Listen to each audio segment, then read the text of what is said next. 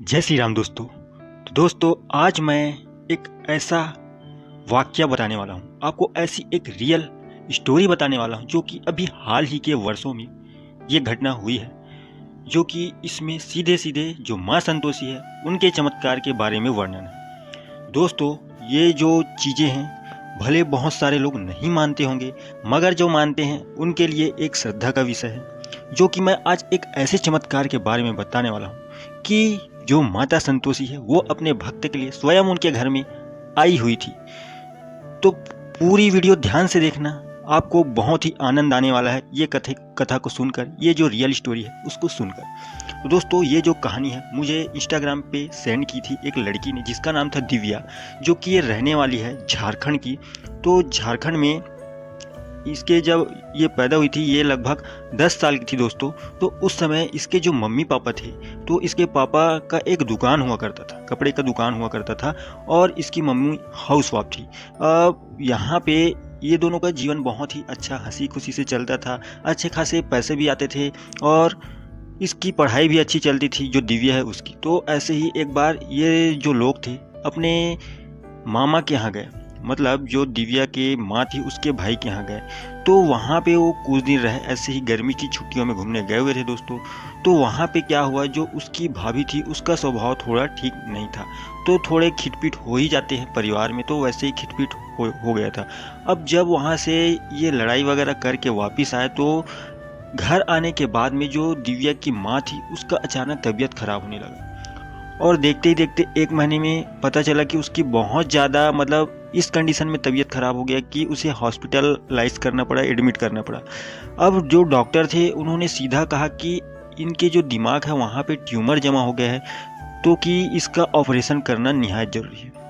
तो अब इसके पिता अब क्या करते, क्योंकि जो माइंड का ऑपरेशन होता है, दिमाग का ऑपरेशन, उसमें बहुत ज़्यादा पैसे खर्च होते हैं दोस्तों। तो अब कोई रास्ता नहीं था, तो जो इसके पिता थे उसने अपना दुकान भी बेच दिया और घर भी बेच दिया, और जो पैसे मिले उन सब से ये इनकी माँ थी, दिव्या की माँ थी, उसका ट्रीटमेंट कराया। अब उसके बाद में जब ये घर आई ठीक होके, तो फिर ये किराए के एक मकान में रहने लगे। अब इन लोगों की जो स्थिति थी दिन ब दिन बिगड़ते जाती थी और कुछ भी अच्छा नहीं हो पाता था।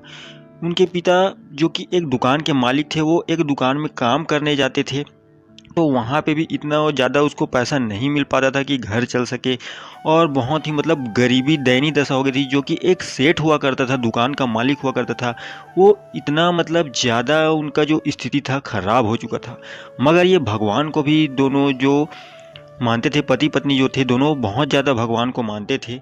तो ऐसे ही करते करते कुछ दिन बीता, और फिर जो इनके पापा थे, दिव्या के पापा, अब उनकी भी तबीयत ख़राब होने लगी, फिर ये काम में भी ना जा पाए। अब ये घर कैसे चले। एक समय ऐसे आ गया कि इनके पास में पैसे ही नहीं होते थे। तो फिर उसके बाद में पता चला, ये पास के ही एक अंकल को दिखाया जो कि ज्योतिषी जैसे थे। तो उन्होंने देख के बताया, ध्यान करके बताया, क्योंकि वो सिद्धि प्राप्त हुए व्यक्ति थे। तो उन्होंने कहा कि हो ना हो आपके ऊपर कोई काला जादू किया है। तो काला जादू करने वाला जो उनका नाम है उसको गुप्त रखा जाता है, कई ऐसे नहीं बताते, मगर इनके रिक्वेस्ट करने पर बताया गया कि ये आपका जो भाई की मिसेस है, वाइफ है, उन्होंने ही किसी तांत्रिक के द्वारा ये काला जादू करवाया है, इसीलिए आपका भी तबीयत खराब हुआ, आपके पति का ये हालत हो गया, आप यहाँ रोड पे आ गए। जो कि आप लखपति करोड़पति हुआ करते थे, तो आप रोड पे आ गए।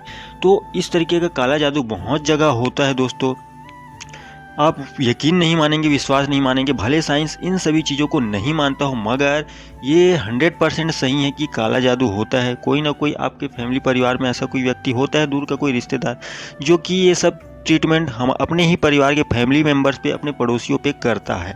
आप माने या ना माने, ये सब चीज़ें अवेलेबल होती ही है दुनिया में, काला जादू होता ही है। तो अब आगे ये जब उनसे समस्या का निवारण पूछे, तो उस अंकल ने बताया कि मेरे पास तो इसका निवारण है, मगर मैं कर नहीं पाऊंगा, क्योंकि इसके लिए थोड़ा और ज़्यादा सिद्ध पुरुष का ज़रूरत पड़ेगा।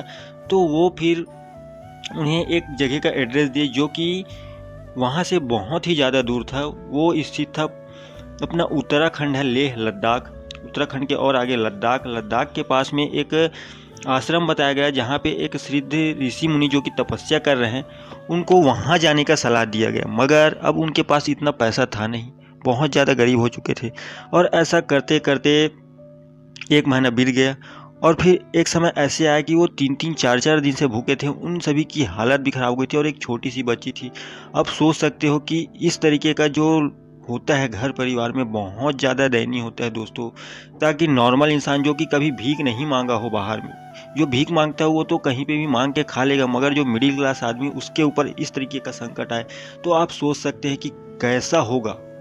सोच के भी रूह कांप जाएगा दोस्तों।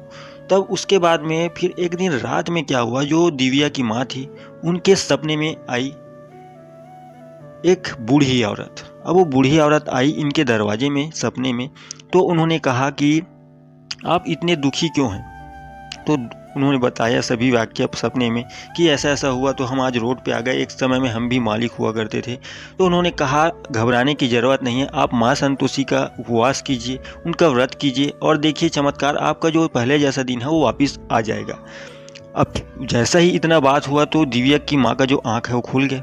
अब ये सभी चीज़ें उसने अपने पति से कहा और चर्चा की। तो उसका पति भी भगवान को बहुत ज़्यादा मानता था, तो उसने कहा ठीक है, माँ संतोषी ही हमारे सपने में आई होगी बूढ़ी औरत के रूप में और हमें बताया होगा कि ऐसा करो।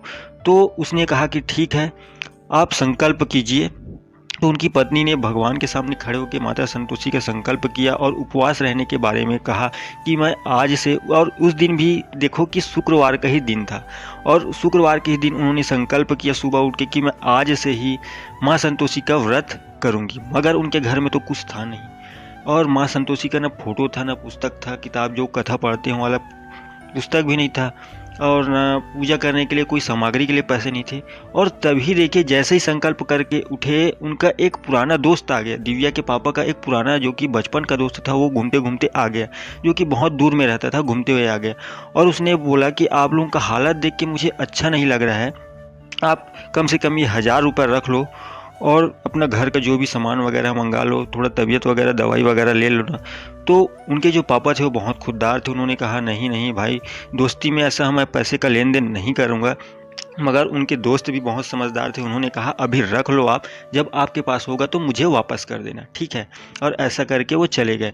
अब देखो माता की महिमा, जिस घर में 4 दिन से चूल्हा नहीं जला था, खाना खाने के लिए दाना नहीं था, वहाँ पे 1000 रुपये आ गए। अब यहाँ माता की पूजा की सामग्री भी आ गई और उसके घर में पूरे राशन भर गए। अब ऐसा करते करते धीरे धीरे हालत सुधरने लगी और तभी उनके जो पिता थे उनको एक लोन का ऑफ़र आया। उन्होंने बाहर कहीं गए होंगे, पेपर वगैरह में पढ़े होंगे, तो लोन का ऑफ़र था, बिजनेस लोन का। तो उन्होंने उसके लिए अप्लाई किया जाके बैंक में और उन्हें बिजनेस का लोन मिल गया और उन्होंने अपना जो कारोबार था वो चालू कर दिया और फिर से अपना एक दुकान रेंट पे लेके अपना कपड़े का कारोबार स्टार्ट कर दिया। और ऐसे ही देखते उनकी हालत सुधरने लगी।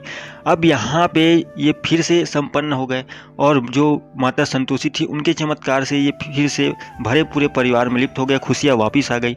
अब जब माता संतोषी का उद्यापन का दिन है, जब इनका उपवास पूरा होता है तो लास्ट में उद्यापन किया जाता है।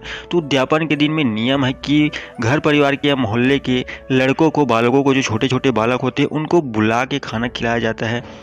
तो जो जो बालक थे, मोहल्ले के ही बालक थे, तो उनको बुलाया इनकी माँ ने और बैठा दिया। मस्त अच्छे अच्छे पकवान बनाए गए, अच्छे अच्छे खाने के लिए बनाए गए। तभी जो दिव्या थी वो कि 10-11 साल की थी, तो वो ऐसे ही घूमने के लिए थोड़ा सा बाहर निकली तो वहाँ पे एक बूढ़ी औरत दिखी जो कि बहुत ही थकी हारी दिख रही थी। तो दिव्या ने उनके पास जाके पूछा कि अम्मा आप इतने थके क्यों लग रहे हो। तो अम्मा ने कहा कि मैं बहुत दिन से भूखी हूँ, खाना नहीं खाई हूँ और इसीलिए मेरी तबीयत भी ठीक नहीं लग रही है, मैं चल नहीं पा रही हूँ। तभी दिव्या का मन पसीज गया और उसने कहा कि चलो हमारे घर आज माँ संतोषी जी का उद्यापन है और बहुत सारे खाना पकवान बने हुए हैं, चलिए आप भी हमारे घर और खाना खा लीजिए। अब हाथ पकड़ के दिव्या उन माता जी को घर में लेके आई और वो जो बच्चे बैठे थे वहीं पास वो माता जी को बैठा दिया। अब उनके माता पिता ने पूछा दिव्या से, तो दिव्या ने पूरी बात बताई। तो उनके माता पिता भी खुश हो गए और कहा तुमने बहुत अच्छा काम किया है जो इन माता जी को हमारे घर खाना खिलाने के लिए लेके आई। अब क्या हुआ, जब माता जी को खाना दिया गया तो वो थोड़ा थोड़ा सब में से ले गई और मुंह में खा ली और डकार मार दिया और बोलते हैं कि मैं तृप्त हो चुकी हूँ। और वो जो बालक बड़े थे उनको देख देख के मुस्कुराती थी, दिव्या को देख देख के मुस्कुराती थी और उनके मम्मी पापा को भी देख देख के मुस्कुराती थी। अब उसके बाद में कहा कि अब मेरा पेट भर गया है, अब मैं जाना चाहती हूँ। फिर भी थोड़ी देर वो बातचीत किया और रुके और उसके बाद में उनके पापा ने कहा दिव्या से, देखिए माता जी को ये तो ढंग से खाना भी नहीं खाई और भूखी हूँ बोलती, मगर ये खाना भी नहीं खाई और ऐसे ही जा रही है, तो जाओ तुम उनको इनके घर तक छोड़ के आना। अब दिव्या उनको लेके धीरे धीरे अपने घर की तरफ लेके चली गई। तो वहाँ पे देखती है कि जो माता जी थी वो दिव्या को बार बार कहती कि तुम जाओ मैं चली जाऊँगी, मगर दिव्या ने कहा नहीं मैं आपको आपके घर तक छोड़ के आऊँगी। मगर ऐसे ही करते करते करते करते थोड़ा दूर गए। अब उसके बाद में दिव्या को आखिर उनका बात मानना ही पड़ा और वो थोड़ा सा आगे बढ़ी और पीछे पलट के देखा तो वो माता जी गायब हो चुकी थी। अब सोच के देखिए कि साक्षात माँ संतोषी उनके घर में आई थी उद्यापन के दिन, उनके यहाँ प्रसाद ग्रहण की, खाना खाई और आशीर्वाद दे के गई, और तब से लेके आज तक वो और भी ज़्यादा करोड़पति हो गए। एक नहीं उनके 4-4 कपड़े की दुकान चलते हैं, एक नहीं 2-2 3-3 घर बन गए, जो कि आधे उन्होंने रेंट में रख दिए हैं और एक रहने के लिए रखा है। और आज भी वो भरे पूरे परिवार में है। रांची में वो रहने वाले हैं, रांची के रहने वाले झारखंड में।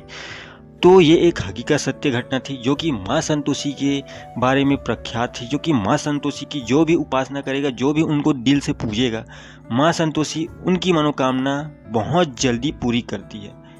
दोस्तों, ये कहानी आपको बताने का तात्पर्य यही था कि भगवान जो हमारे हैं, जो माता है, देवी देवता हैं, उन्हें हमें मानना चाहिए, क्योंकि उनसे ही हमारी ज़िंदगी है। जो लोग मूर्ख हैं, जो भगवान के ऊपर उंगली उठाते हैं, भाई तुम कोई चीज़ को जानोगे तब तो समझोगे। अब तुम जानते ही नहीं हो और मूर्ख जैसे भगवान के ऊपर उंगली उठाते हैं। अब मैं कहूँ, इंडिया में पहले सेब को कोई एप्पल कहता है, ऐसा कोई जानता था? जब अंग्रेज आए, इंग्लिश हमको बताया, तब तो हम जाने कि सेब को एप्पल भी कहा जाता है। और हम कहें अंग्रेज़ों को जाके कि ये तो सेब है, ये एप्पल हो ही नहीं सकता, आप हमको मूर्ख बना रहे हो। जब आप इंग्लिश पढ़ोगे तब तो उसका ज्ञान होगा कि सेब को एप्पल कहा जाता है। वैसी उसी तरीके से हमारे जो वेद शास्त्र है उसका आप अध्ययन करेंगे, सत्संग में जाएंगे, भागवत कथा सुनेंगे, तभी आपको स्मरण होगा, ईश्वर का ज्ञान होगा, ईश्वर की सच्चाई का पता चलेगा। तो मैं यहाँ पे आपको ईश्वर की सच्चाई नहीं बताना चाहता, जिसको मानना है माने, और ना मानने वाले को तो मैं सीधे सीधे मूर्ख ही कहना चाहूँगा। जानवर और उनमें कोई भी अंतर नहीं है जो कि भगवान को नहीं मानते। तो ऐसे ही मैं वीडियो और लेके आते रहूँगा दोस्तों। तो आज की अगर वीडियो आपको अच्छी लगे तो प्लीज़ वीडियो को लाइक कर देना और एक प्यारा सा कमेंट मेरे वीडियो पे कर देना, और चैनल पे नया है तो सब्सक्राइब करके बेल आइकन दबा देना। फेसबुक पर देख रहे हो तो फेसबुक पेज भी लाइक कर देना। तो मैं नए वीडियो के साथ में फिर से हाजिर हो जाऊँगा एक नए रहस्य और नए टॉपिक के साथ में। तो आज के लिए मुझे विदा दीजिए। आपका दिन शुभ हो। जय माँ संतोषी। हर हर महादेव।